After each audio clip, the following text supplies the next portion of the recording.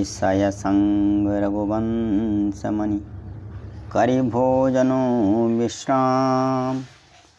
बैठे प्रभु भ्राता सहित दिवस रहा भरी जाम। रघुकुल के शिरोमणि श्री रामचंद्र जी ऋषियों के साथ भोजन और विश्राम करके भाई लक्ष्मण समेत बैठे।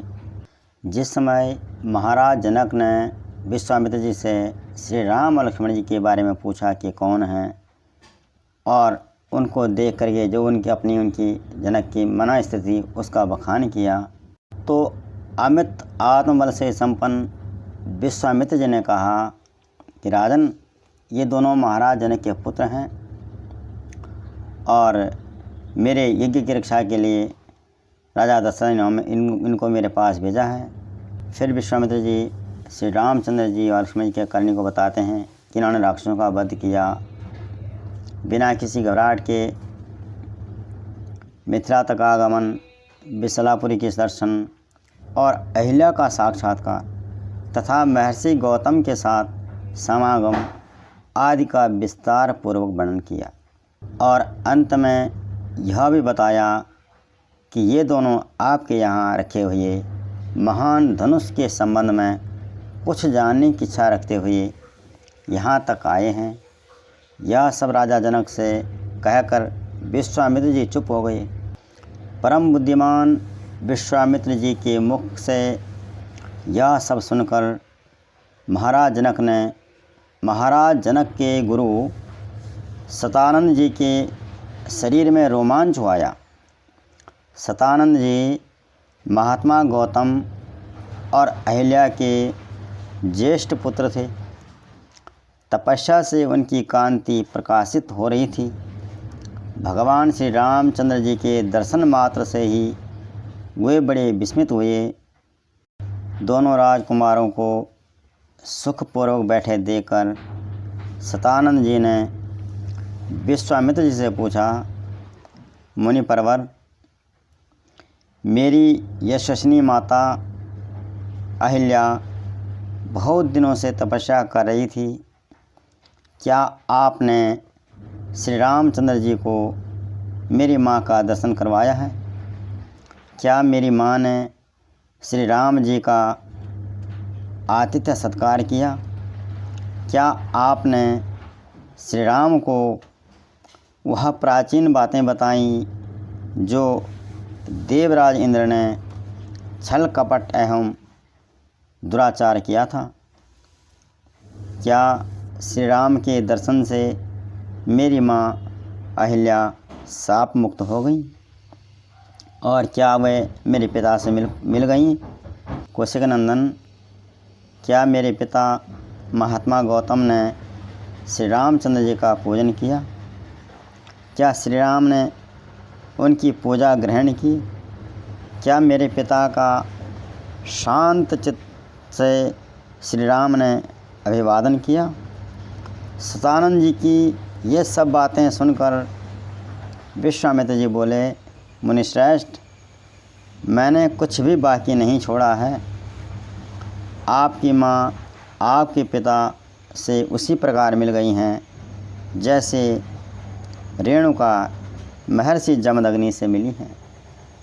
और मुनिश्रेष्ठ, मेरा जो कर्तव्य था उससे मैंने पूरा किया है, आप चिंता न करें। तब बुद्धिमान विश्वामित्र जी की बात सुनकर महातेजस्वी सतानंद जी श्री रामचंद्र जी से बोले, नरश्रेष्ठ, आपका स्वागत है।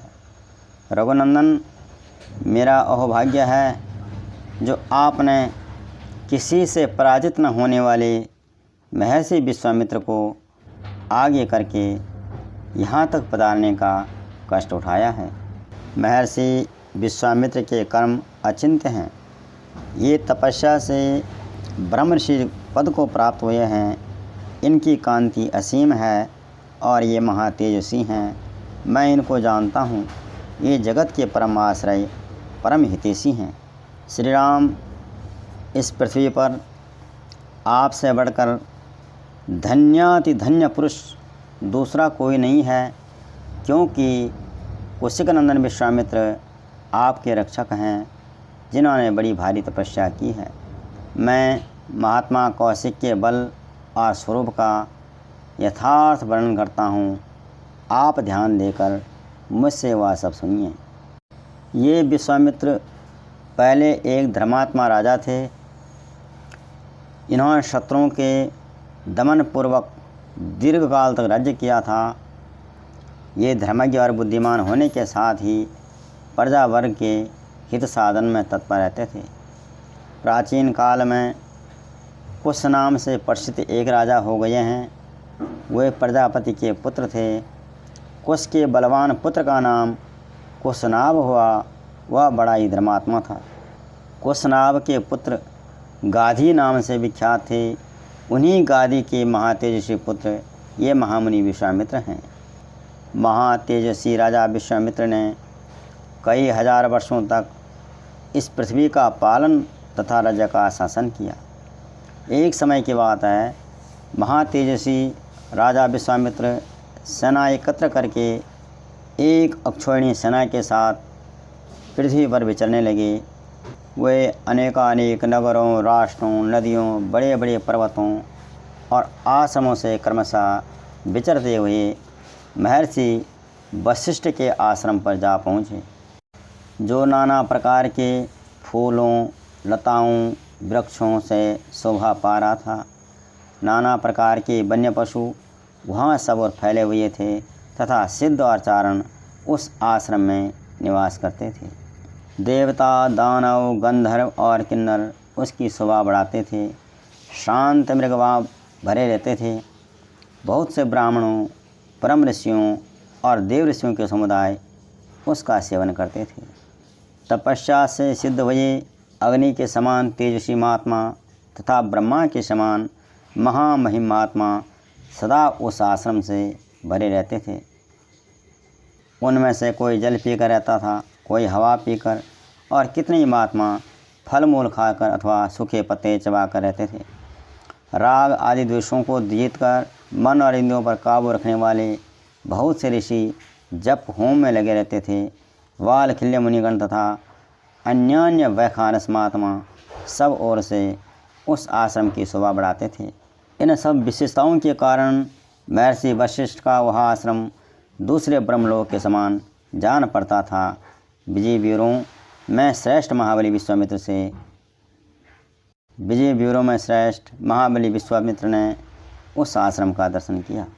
जब करने वालों में श्रेष्ठ वशिष्ठ जी का दर्शन करके महाबली वीर विश्वामित्र बड़े प्रसन्न हुए और विनयपूर्वक उन्होंने महर्षि वशिष्ठ के चरणों में प्रणाम किया। तब महात्मा वशिष्ठ ने कहा, राजन, तुम्हारा स्वागत है। ऐसा कहकर भगवान वशिष्ठ ने उन्हें बैठने के लिए आसन दिया। जब बुद्धिमान विश्वामित्र आश्रम में विराजमान हुए, तब मुनिवर वशिष्ठ ने उन्हें विधि पूर्वक फल मूल का उपहार अर्पित किया। वशिष्ठ जी से वह आतिथ्य सत्कार ग्रहण करके राजश्रमणी महातेजी विश्वामित्र ने उनके तप, अग्निहोत्र, शिष्य वर्ग, लता वृक्ष आदि का कुशल समाचार पूछा। फिर वशिष्ठ जी ने उन निष्प्रश से सबके सकुशल होने की बात बताई। फिर जब करने वालों में श्रेष्ठ ब्रह्म कुमार महातपस्वी वशिष्ठ ने वहाँ सुखपूर्वक बैठे हुए राजा विश्वामित्र से पूछा, राजन, तुम सकुशल तो हो ना? धर्मात्मा नरेश, क्या तुम धर्मपूर्वक प्रजा को प्रसन्न रखते हुए राजोचित रीति नीति से प्रजा वर्ग का पालन करते हो? इस तरह वशिष्ठ जी ने विश्वामित्र जी का कुशल क्षेम पूछा। सतानंद जी श्री रामचंद्र जी से कहते हैं, रघुनंदन, बातचीत करने के पश्चात भगवान वशिष्ठ ने विश्वामित्र से हंसते हुए सिया कहा, महाबली नरेश, तुम्हारा प्रभाव असीम है। मैं तुम्हारा और तुम्हारी इस सेना का यथा योग्य आतिथ्य सत्कार करना चाहता हूँ। तुम मेरे इस अनुरोध को स्वीकार करो। राजन, तुम अतिथियों में श्रेष्ठ हो, इसलिए यत्नपूर्वक तुम्हारा सत्कार करना मेरा कर्तव्य है। अतः मेरे द्वारा किए गए इस सत्कार को तुम ग्रहण करो। वशिष्ठ जी के इस प्रकार कहने पर महाबुद्धिमान राजा विश्वामित्र ने कहा, मुने, आपके सत्कारपूर्ण वचनों से ही मेरा पूर्ण सत्कार हो गया। भगवान, आपके आश्रम में जो कुछ विद्यमान था, फल मूल पद्य, उससे ही आपने मेरा भली भांति आदर सत्कार किया है और इससे ही बढ़कर मुझे आपके दर्शन हुए। इससे मेरी पूजा हो गई। महाज्ञानी महर्षि, आप सर्वथा मेरे पूजनीय हैं, तो भी आपने मेरा भली भांति पूजन किया, आपको नमस्कार है। अब मैं यहाँ से जाऊँगा, आप मैत्रीपूर्ण दृष्टि से मेरी ओर देखिए। ऐसा कहते हुए राजा विश्वामित्र ने उदार चेता धर्मात्मा वशिष्ठ के द्वारा दिए गए निमंत्रण के लिए बार बार वशिष्ठ ने आग्रह किया। तब गांधी ने विश्वामित्र ने उन्हें उत्तर देते कहा, बहुत अच्छा, मुझे आपकी आज्ञा स्वीकार है। मुनिवर, आप मेरे पूजनीय हैं, आपकी जैसी रुचि हो, आपको जो अच्छा लगे वही हो। राजा के ऐसे कहने पर जप करने वालों में श्रेष्ठ मुनिवर वशिष्ठ बड़े प्रसन्न हुए। उन्होंने अपनी चित्तकबरी होमधेनु को बुलाया, जिसके पाप अथवा मैल धुल गए थे, वह कामधेनु थी। उससे बुलाकर ऋषि ने कहा, सबले शीघ्र आओ, मेरी बात सुनो। मैंने सेना सहित इन राजसी का महाराजाओं के योग्य उत्तम भोजन आदि के द्वारा आतिथ्य सत्कार करने का निश्चय किया है। तुम मेरे इस मनोरथ को सफल करो।